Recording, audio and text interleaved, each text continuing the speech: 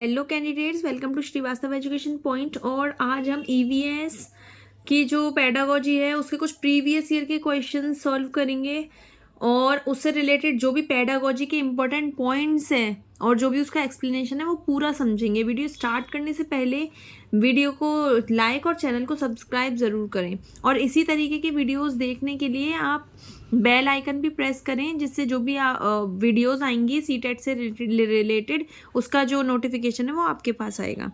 एक शिक्षक प्रत्येक बच्चों को अपने घरों की रद्दी सामग्री से कुछ उपयोगी वस्तु बनाने को कहता है। शिक्षक का शैक्षिक अभिप्राय नहीं है। क्या करने का नहीं है? क्वेश्चन में ये जरूर हमें क्लियर पढ़ना है कि किसमें नॉट लिखा है, किसमें नॉट नहीं लिखा है। बहुत सारे बच्चे कंफ्यूज होते हैं और गलत आंसर मार्क कर देते हैं। तो आपको नहीं और हाँ इसके जो वो है कंपैरिजन जो है इसके बीच में जो क्या सही है क्या गलत है वो हमें अच्छे से रीड करना है क्वेश्चन को, उसके बाद ही आंसर देना है। बच्चों को पुनश्चक्रण, पुनः प्रयोग और रूपांतरण को समझने देना। बच्चों को रद्दी से कुछ सामान बनाने के लिए बताया है, तो इसका क्या उद्देश्य है? क्या उद्देश्य है इसमें बोला है, क्या नेगेटिव पॉइंट है वो आपको हटाना है। बच्चों को पुनश्चक्रण, पुनः प्रयोग और रूपांतरण को समझने देना। हाँ, ये बिल्कुल करेक्ट है।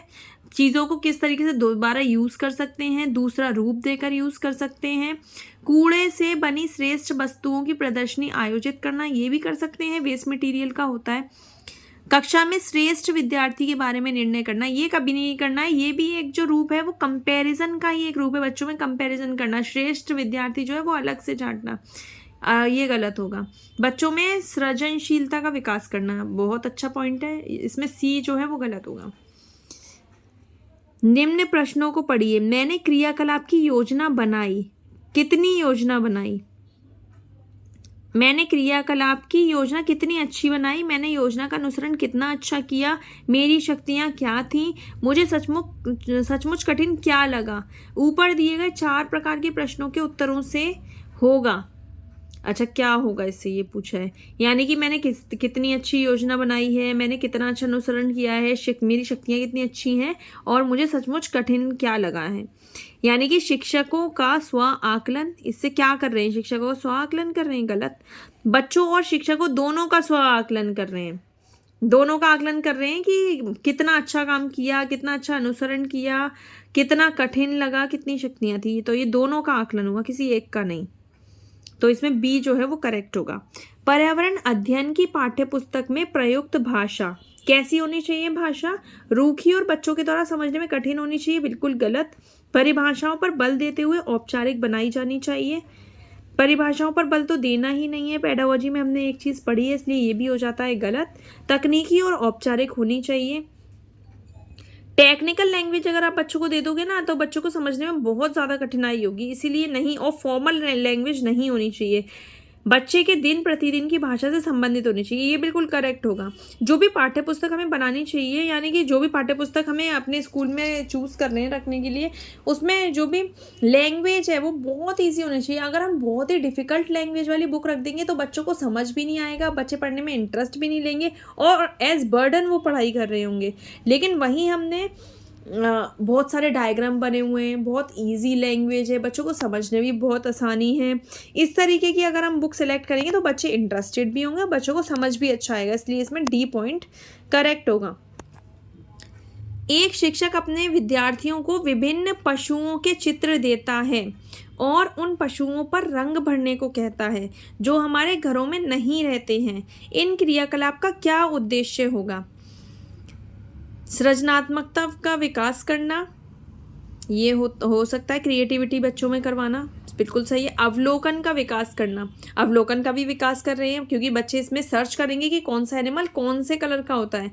घर में जो एनिमल्स होते हैं वो तो हमें पता है, पर बहुत सारे एनिमल्स जो है वो हमें पता ही नहीं है, बच्चों को पता ही नहीं होते कौन सा कलर का है कौन सा नहीं है। तो बच्चों को क्रिएटिविटी करेंगे, अवलोकन भी करेंगे।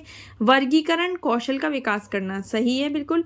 डाटा संग्रह का विकास, इसमें डाटा संग्रह तो कुछ करने वाली बात ही नहीं है क्योंकि कलर करना है, इसीलिए ये डी वाला गलत होगा।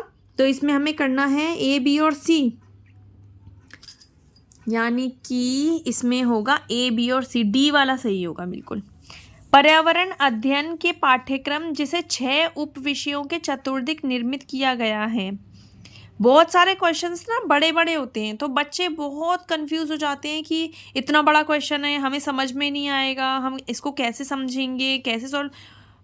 पता है जितना बड़ा क्वेश्चन होगा उतना ही ईजी होगा, बहुत ईजी होगा, उसको मार्क करना भी ईजी होगा, ऑप्शन भी ईजी होंगे और क्वेश्चन समझ भी आराम से आएगा। आप पढ़ोगे आराम से समझ में आएगा। पर्यावरण अध्ययन के पाठ्यक्रम जिसे 6 उप विषयों के चतुर्दिक निर्मित किया गया है, यानी कि जो 6 हैं वो सब पॉइंट्स हैं, सब टॉपिक्स हैं, सब टाइटल, जिसमें पौधे और पशु को जानबूझकर परिवार और मित्र उपविषय के अंतर्गत सम्मिलित किया गया है। बिल्कुल सही है। अगर आपने ईवीएस का सिलेबस देखा होगा तो उसमें आपको पता ही है कि कंटेंट में ये सारे पॉइंट्स हैं। इसके लिए निम्न में से एक कारण को छोड़कर शेष सभी कारण हो सकते हैं। वह एक कारण कौन सा है? ठीक है, यानी कि एक जो फर्स्ट वाला हमारा ऊपर से टाइटल था उसमें पौधे, पशु, परिवार और मित्र, ये सारे सब टाइटल्स हैं ना, तो उसके बारे में इस बात को उभारना कि किस प्रकार कुछ समुदायों के जीवन और आजीविकाएं विशेष पशुओं और पौधों से घनिष्ठ रूप से जुड़े हैं। नहीं, ये गलत होगा, जुड़े हुए नहीं है, सब टाइटल्स हैं केवल, लेकिन पढ़ना तो अलग ही अलग है ना। विद्यार्थियों को विज्ञान के दृष्टिकोण से पौधों और पशुओं को समझने में सक्षम बना। हाँ, ये हो सकता है, ये वाला हो सकता है। सामाजिक और सांस्कृतिक संदर्भ में पौधों और पशुओं के स्थान निर्धारित करने में विद्यार्थियों को सहायता करना। ऐसा नहीं है कि स्थान निर्धारित करने में विद्यार्थियों को सहायता होगी, क्योंकि इसमें सामाजिक और सांस्कृतिक संदर्भ का तो कोई मतलब ही नहीं है। क्योंकि अगर हम अलग से भी सब टाइटल नहीं होते, अलग से भी अगर ये जो है चैप्टर्स होते तो उनके बारे में भी हम डिटेल्स में ही पढ़ते, इसमें सामाजिक और सांस्कृतिक का तो मैटर ही नहीं है। इस बात को उभारना कि किस प्रकार मनुष्य एक दूसरे से घनिष्ठ संबंधों को साझा करते हैं, ये भी नहीं है। बी वाला इसमें करेक्ट होगा।